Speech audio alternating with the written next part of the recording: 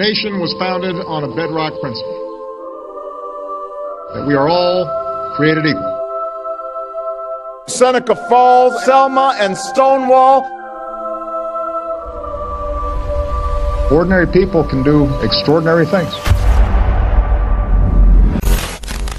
E aí pessoas, tudo bom com vocês? Voltamos para mais um vídeo desse canal e hoje, menino, eu vim contar a história da nossa comunidade, como tudo começou lá em Stonewall em 1969. Então pega a sua pipoquinha, se acomoda aí aonde você estiver e venha comigo conhecer a história da comunidade LGBT nesse mês tão importante do orgulho LGBT, que é o mês de junho. Aquelas, né, que pegam uma bacia do lojão do Real e acha que tem pipoca.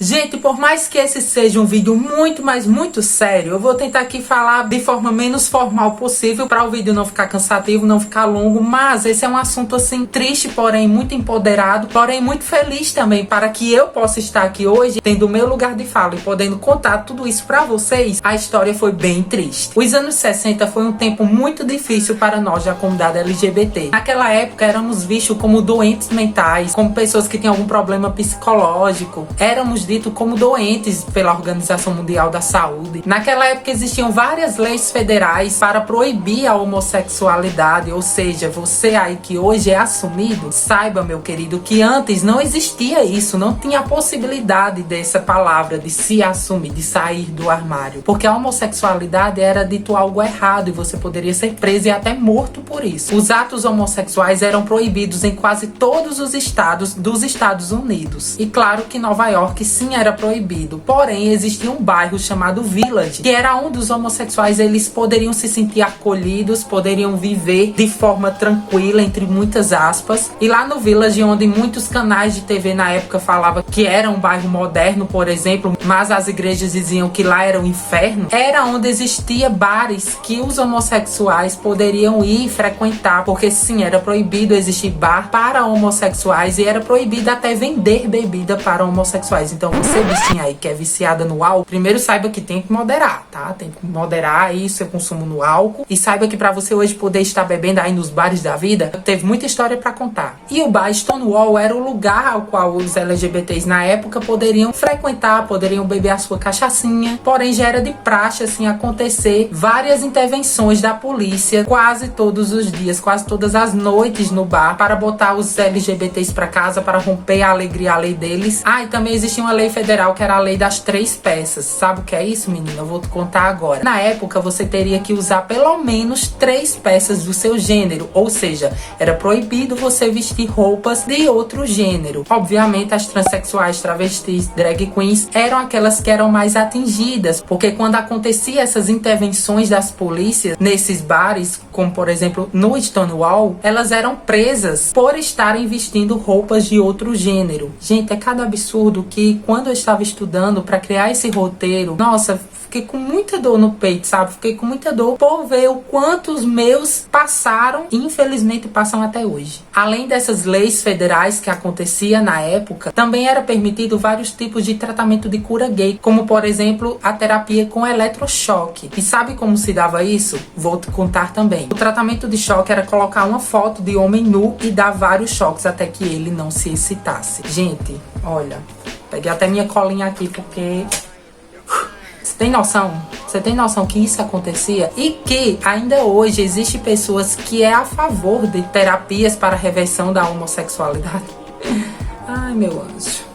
A pior clínica, assim, temida pelos gays naquela época era a clínica de Atascadero, na Califórnia, ao qual eles usavam um medicamento que simulava a sensação de afogamento, torturando os LGBTs até que eles se curassem da homossexualidade. Usavam também a lobotomia. A lobotomia nada mais é que eles catucar ali seu cérebro, retirar um pedaço dele para que você fique em estado vegetativo e assim você não seja perigoso para a humanidade. Ou seja, eles consideravam que os homossexuais eram perigosos para viver em sociedade, então eles abriam a cabeça, retiravam um pedaço do cérebro e você ficava em estado vegetativo. Nossa, gente, É sério, quando eu vi isso, eu fiquei sem acreditar. É real, assim, a dor que a gente sente por ver o quanto a sua comunidade, ela sofreu numa época ao qual você nem pensava em nascer e que pra você estar aqui hoje, eles tiveram que passar por tudo isso. Eu tô contando todas essas leis federais que aconteciam na época para que você entenda o porquê de tudo aquilo ter acontecido lá em 1969. Às vezes eu tenho uma dicção um pouco ruim, né?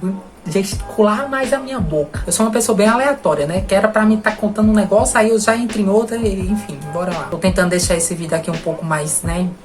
Menos tenso, porque, enfim, a história é pesada. É muito pesada mesmo. E mais uma lei federal que existia naquela época é que se você fosse pego ali, ó, praticando os atos homossexuais, a menininha com a menininha ou o menininho com o menininho, você, meu amor, ia ser preso e o seu nome, a sua idade, até mesmo o seu endereço ia ser divulgado para todos, para que assim as pessoas se virassem. Se quisessem ir lá, ó, espancar você. E também eles usavam isso para deixar as pessoas envergonhadas, né, por serem LGBTs. Então, tudo tinha que ser muito escondido. Ou seja, nesses bares, lá no Village, onde eles poderiam conviver entre eles. E naquela época, você que era LGBT, não pense que você poderia transitar na sociedade como hoje, que você poderia se enxergar como, por exemplo, eu quero ser um professor, eu quero ser um astrônomo.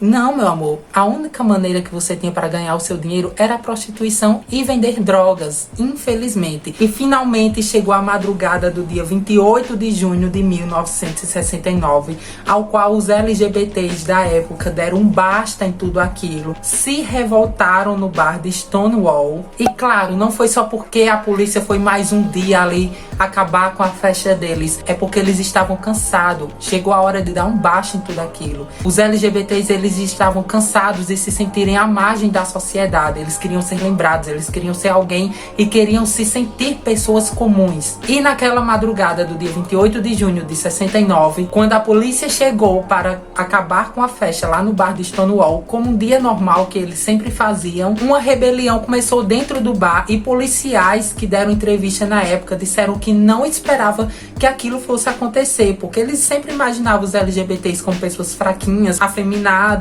e que eles sempre iriam estar acima, né, pondo as regras, e naquele dia não, aquilo não aconteceu. Os LGBTs foram pra cima e começaram a quebrar tudo, e começou toda uma revolução naquela madrugada. And resist the radicalism that I see starting to take hold.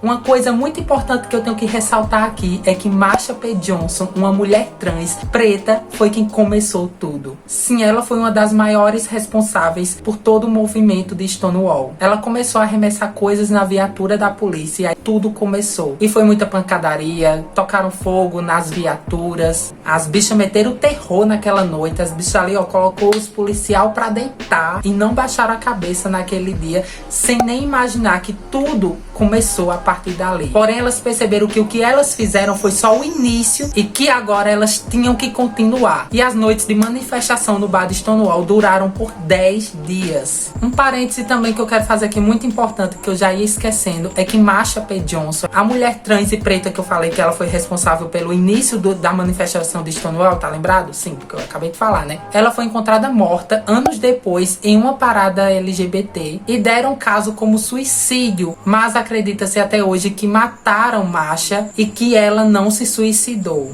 Voltando para Stonewall, um ano depois que tudo aquilo aconteceu, os LGBTs que viveram aquilo e que moravam ali no Village decidiram se juntar porque perceberam que juntos eles eram mais fortes, e para comemorar um ano de toda a rebelião de Stonewall, eles foram para as ruas pedir igualdade sem nem imaginar que ali seria a primeira marcha LGBT. E começou com pouquinhas pessoas e depois se transformou em mais de 10 mil pessoas, sendo assim a primeira marcha do orgulho LGBT em 1970. É muito louco você ver toda essa história de Stonewall, onde tudo realmente começou, algo que aconteceu há mais de 50 anos. Se eu não estou enganado, esse ano fazem 51 anos que tudo deu início lá no bar de Stonewall, e ver que muita coisa ainda precisa ser evoluída, como por exemplo em 2019, a homossexualidade ainda era considerada crime em 69 países, em alguns deles com pena de morte.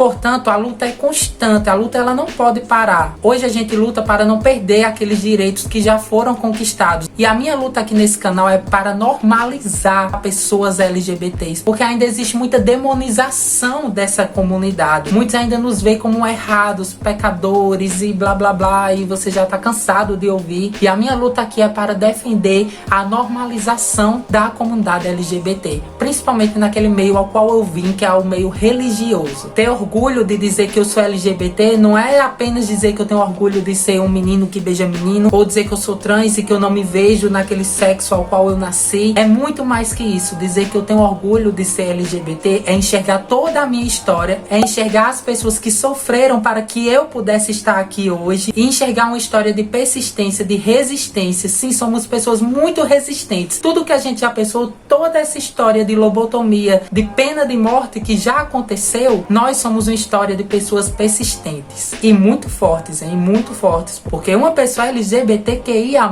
meu amor, ela é muito forte. Pra finalizar, eu queria dizer pra você aí que, assim como eu, é uma gay novinha, é uma bicha novinha. Não tão nova assim, né, meu amor?